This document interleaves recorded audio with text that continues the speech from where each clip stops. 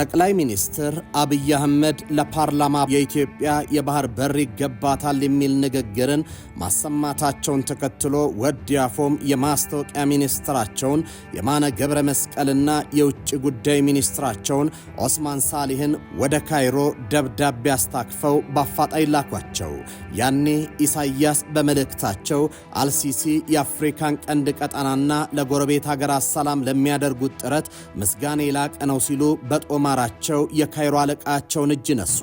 የደብዳቤ ውስጥ ወይራ የአዲስ አበባ ሰዎችን ያላንተ እርዳታና ድጋፍ የምቋቋማቸው አይደለም የሚል ነው። የባህር በርን የመቤዠግ ጉዳይ የኢትዮጵያ አብይ የፖለቲካ ርዕሰ ጉዳይ መሆኑን ተከትሎ የኢሳያስ ዋና ቤት ካይሮ ሆኗል። ከአዲስ አበባ ርቀው ወደ ካይሮ ሸሽቷል። ከትብብሩ መውዜሩን ካብሮ ማደጉ ለግብጾቹ ማደግደጉን ምርጫቸው አድርገውታል። እርግጥ ሰውየው በርካቶች አይን ላፈር ብለው ይጠሏቸዋል። ኤርትራን የዓለም ጭራ አድርገዋታል ሲሉ በብዙ ይወቅሷቸዋል። ሰሜናዊት ዕንቁ የተባለችውን ኤርትራ ቢራና ዳቦ በራሽን የሚሸጥባት ኋላ ቀር ሀገር አድርጓታል። የእርሳቸው ነቀፌታ የሚመነጨው ሀገሩን የአንድ ሰው ሀገር በማድረጋቸው ጭምር ነው። ሕዝቡ እንደራሴ የለውም። ፓርላማን አያውቁትም። ሕገ መንግሥት የላቸውም። ከትግል ጓዶቻቸው አብሮ ያሉት ከሦስት አይበልጡም። በሐሳብ የተለያቸው ሰው ደመኛቸው ነው። ቂመኛ ናቸው። በተንኳሽ ባህሪያቸው የሚጠሏቸው ቀላል አይደሉም። ከየመን በሃኒሽ ደሴቶች ምክንያት የተቋሰሉ፣ ከኢትዮጵያ በባድመ ከሱዳንና ጅቡቲ በድንበር ጉዳይ እሰጥ አገባ የተጋቡ፣ ከኬንያ ጋር በሶማሊያ ጉዳይ የተኳረፉ የቀጠናው በጥባጭ ናቸው ይሏቸዋል። ምዕራባውያን የሰውየው ረባሽ ባህሪ ወደ ሌሎች ሀገራት ይጋባል በሚል ይሰጋሉ። የእርሳቸው የአገዛዝ ሞዴል በቀጠናውም ሆነ በአህጉሩ የመጥፎ የአገዛዝ ስልት ምሳሌ ነው። በቀጠናው ላይ የኢሳያስ ሚና አፍራሽ ነው ሲሉ በርካቶች ይናገራሉ። የእርሳቸው የኢትዮጵያ ፖሊሲ ከኢትዮጵያ መዝረፍ ነው። ኤርትራን ከኢትዮጵያ ለማስገንጠል የሄዱበት ርቀት ወደብን ተጠቅመን ኢትዮጵያን በሃይማኖትና በብሔር በማበጣበጥ በወታደራዊ አቅም እንደ እስራኤል፣ በኢኮኖሚ እንደ ሲንጋፖር፣ በማህበራዊ ሕይወት ደግሞ እንደ ዴንማርክ የሆነች ሀገርን እንመሰርታለን በሚል ከንቱ ቅዠት ነበር። ነገር ግን ኢሳያስ ኤርትራን ሲንጋፖርም እስራኤልንም ዴንማርክንም አላደረጓትም። ያቺ በማህበራዊ ሕይወት እንደ ዴንማርክ ትሆናለች የተባለች ሀገር ዜጎቿ ጥለዋት ወደ ሄዱት ኢትዮጵያ በሕገወጥ መንገድ ለመግባት በሚሊዮን የሚቆጠር ብር የሚከፍሉባት ሀገር ሆናለች። ኢኮኖሚዋ እንደ ሲንጋፖር ቁንጭ ይሆናል የተባለው የሀገሪቱ ኢኮኖሚ የዓለማችን ቁርጭምጭሚት መሆን ተስኖታል። ዓለም አቀፍ ተቋማት በዓለም አቀፍ የኢኮኖሚ ስልተ ምት ውስጥ የሌለውን የኤርትራን ኢኮኖሚ ለመበየን ተቸግሯል። የጦር ግንባታም ቢሆን ከዚህ የተለየ አይደለም። የኤርትራ ጦር እንደ እስራኤል ባይረንዶምና ባይረንቢም ቅጥሩን የሚጠብቅ ከ2000 ኪሎ ሜትር በላይ በአየር ተጉዘው ኢላማቸውን ከሚመቱ ዘመናዊ አውሮፕላኖች ይልቅ በሚግ-21 ጄቶች ምሽግ ውስጥ ውለው በሚያድሩ ዋርድያዎች ሀገር ለመጠበቅ የሚዳዳ ኋላ ቀር ሰራዊት ሆኗል። በዚህ ምክንያትም በቀጠናው ከቴክኖሎጂ የተግባባ ግዙፍ ዘመናዊ ጦር ካቋቋመችው ኢትዮጵያ ለመሸሸግ የኤርትራ ጦር በግብፅ ጉያ ውስጥ ተሸሽጓል። የአብረንን በልጽግ ጥያቄን ገፍቶ ጦር ለማውረድ በካይሮ ቤት ውሎ ካደረም ሰንብቷል። የኢሳያስ ሰሞነኛ የግብፅ ጉዞ የዚያ አካል ነው። በቀይ ባህር አብሮ ከመበልጸግ ይልቅ የደም ባህር የማድረግ ጉዞ፣ ከትብብር የማበር ከጋራ ብልጽግና ይልቅ የጦር አውርድ፣ ከኢትዮጵያ ጋር አብሮ ከማደግ ይልቅ ለግብፅ የማደግደግ ነው። ጤና ይስጥልኝ። ይህ ኢትዮ መልሕቅ ነው። የጽምዶ አለቃና ምንዝሮች በካይሮ መመከሩ። የጥፋት ፕሮጀክቱ ቀጣይ ኢላማው ምንድን የሚለውን እየተመለከትን አብረናችሁን ቆያለን። አብራችሁን ቆዩ። የባንዳነት ተላላኪነት፣ ለጥቂት ጥቅም ሲባል ታዛዥነት፣ ካልቀጠቀጥክ ካልገረፍክ በስተቀር በንግግር ያለማመን በሽታ መፈታት ያለበት ይመስለኛል። የኤርትራ የውጭ ጉዳይ ሚኒስትሩ ኦስማን ሳሌና የማስታወቂያ ሚኒስትሩ የማነ ገብረ መስቀል ከአስመራ ይልቅ ውሎ አዳራቸው ካይሮና አሌክሳንደሪያ ነው።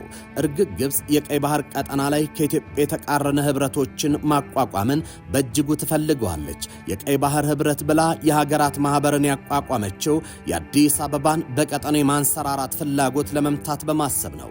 ካይሮ ላይ መቀመጫውን ያደረገው የአረብ ሀገራት የጠላት ኅብረትም በገልፍ ሀገራት ከሚፈጠሩ ሽኩቻዎች ይልቅ በአባይና በቀይ ባህር የኢትዮጵያን እርምጃ ያስደነግጧል። ጀባሃን ከኢራቅና ሶሪያ ጋር ተጣምራ ያቋቋመች ሻዕቢያን አዋልዳ የኤርትራ መገንጠል እውን ያደረገች ግብፅ ከአስመራ ስለ አዲስ አበባ የተቃረነ ሐሳብ ሲመጣ ሁለቴ ሳታስብ በእልልታን የምትቀበለው ኢትዮጵያ ከአባይም ከቀይ ባህርም የማራቅ ፍላጎቷን ለማሳካት ኤርትራን ቀለሃ አድርጋ ትጠቀማታለች። ካይሮ አስመራን በሱዳን ቀውስም ሆነ በምስራቅ አቅጣጫ በሶማሊያ በኩል ኢትዮጵያን ለማጥቃት የኤርትራ ጦርን የምትጠቀመው አሁን ደግሞ ጽምዶ በሚል የውጭ ባዕዳን ከውስጥ ባንዳዎች ጋር በጋራ በመሆን የመሰረቱት ጥምረት ሀገር የማፍረስ ፕሮጀክታቸውን እንዴት እንምረው በሚል ሁለቱ መሪዎች መክረዋል። በካይሮ ቤተ መንግሥት ቀይ ምንጣፍ ተነጥፎ የክብር ዘበኞች ተሰልፈው የግብፅና የኤርትራ ብሔራዊ መዝሙሮች በክብር ሲያስተጋቡ ከዚህ ሁሉ የዲፕሎማሲ ሞገስና የካሜራን ብልሽታ ጀርባ ግን አንድ ታላቅ አገርን የማፍረስ አባዜና ከፍርሃት የመነጨ የክፉ ቀን ጥምረት ጎልቶ ይታያል። ፕሬዝደንት አብዱልፈታህ አልሲሲና የኤርትራቻቸው ኢሳያስ አፈወርቂ በካይሮ ያደረጉት ሰፊ ውይይትና ያካሄዱት የግብዣ ስነ ስርዓት የሁለትዮሽ ግንኙነትን የንግድና ኢንቨስትመንት ትብብርን ማሳደግ አይደለም። ይልቅ የኢትዮጵያን ዳግም ትንሣኤ ለማጨለምና አገሪቱን ለማፍረስ የተጠነሰሰ የጥፋት ቃል ኪዳን መታደሻ መድረክ መሆኑን የፖለቲካው ሀቅ ቁልጭ አድርጎ ያሳያል። ሁለቱ የቀጠናችን የፖለቲካ አለቆች በካይሮ ያሰባሰባቸውና እረፍት የነሳቸው ዋናው የልባቸው ትረታና የጋራ ስጋታቸው አንድና አንድ ነው።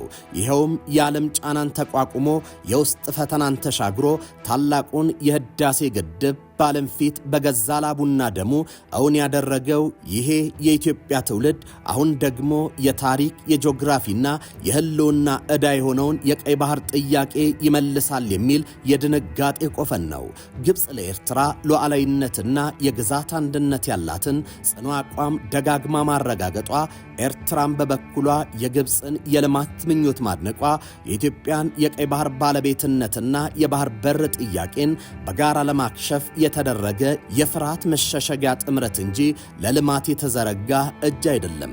ይህ ጽምዶ ከባህር ዳርቻዋ ገፍተው የብስ እስረኛ ሊያደርጓት የሚሞክሯትን ኢትዮጵያ ዳግም በእስር ቤት ውስጥ የማኖር መፍጨርጨር ነው። በስብሰባው ላይ የአፍሪካ ቀንድ ሰላምና መረጋጋት እንዲሁም የቀይ ባህር ደህንነት በሚል ርዕስ የተነሱት ጉዳዮችም ቢሆን እውነታው ሲፈተሽ የቀጠናውን ሰላም ከማስጠበቅ ይልቅ ኢትዮጵያን ማግለል ማዕከል ያደረጉ ናቸው።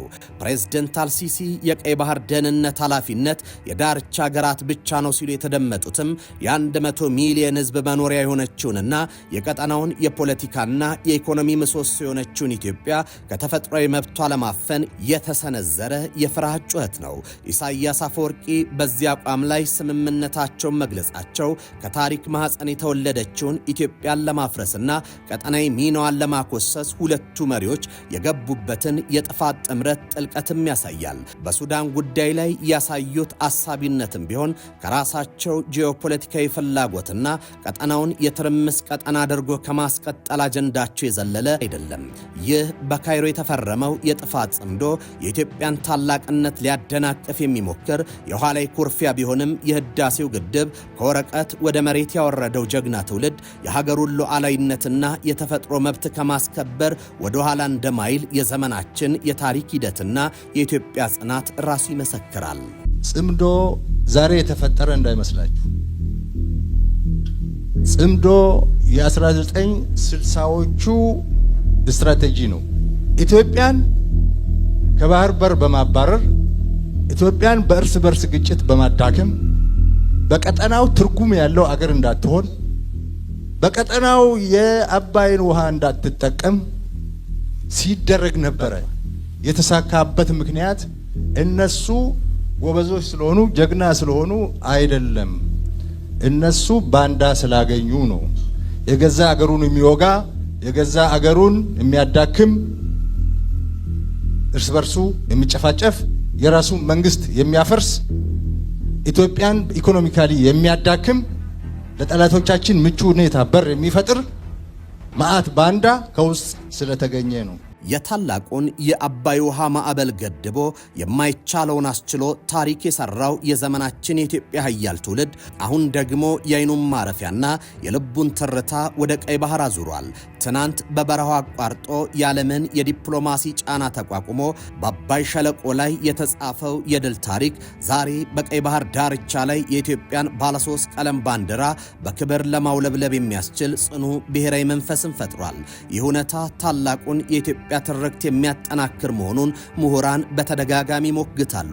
አሌክስ ደዋል The Real Politics of Horn of Africa በተሰኘው መጽሐፋቸው ላይ ቀጠናዊ የኃይል ሚዛንን ሲተነትኑ የኢትዮጵያ ብሔራዊ ስነ ልቦናና የጂኦፖለቲካ ተጽዕኖ ፈጣሪነት ከውሃና ከባህር ጂኦግራፊ ጋር በጥብቅ የተቆራኘ መሆኑን ያስረዳሉ።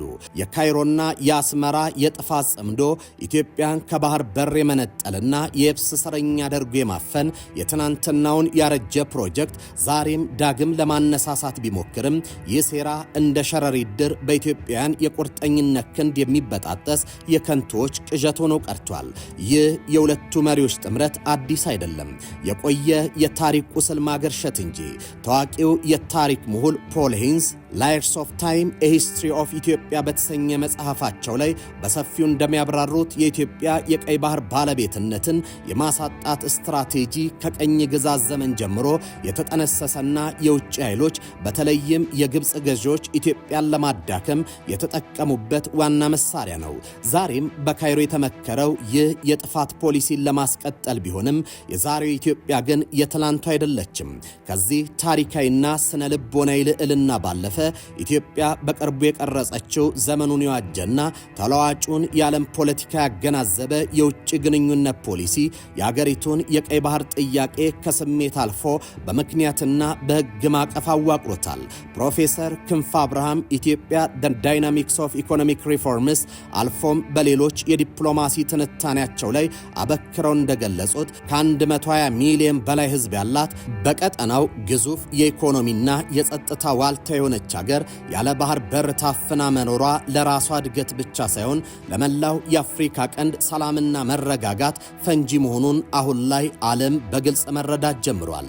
ለዚህም ዋነኛ ማስረጃ መንግስት በሰላማዊና በስጡን እንስጣችሁ የጋራ ተጠቃሚነት መርህ ላይ ተመስርቶ ከጎረቤት ሀገራት ጋር እያደረገ ያለውን የሰላ ዲፕሎማሲ ጥረት ነው።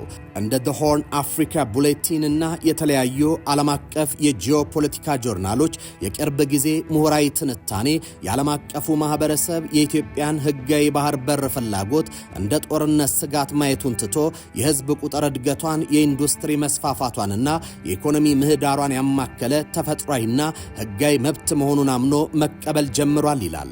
የመንግስትና የህዝብ ቁርጠኝነት ከመቼውም ጊዜ በላይ ተናቦ የትናንቱን ኢትዮጵያን የማግለልና የማዳከም ሴራ ዛሬ ላይ መሬት ጠብ የማይልበት ደረጃ ላይ ደርሷል።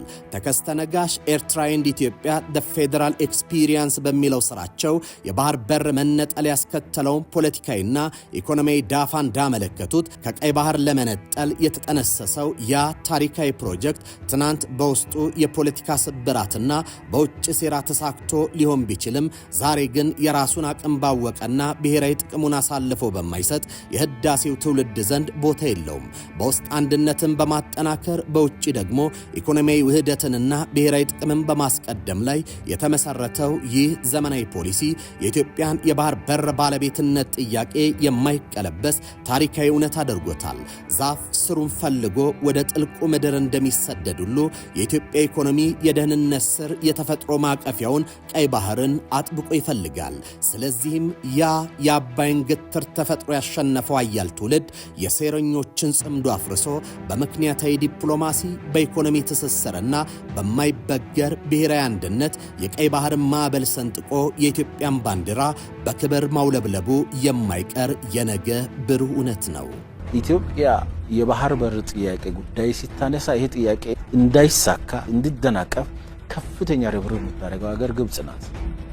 በእኔ እምነት እጅግ በጣም እየተሳሳተ ነው።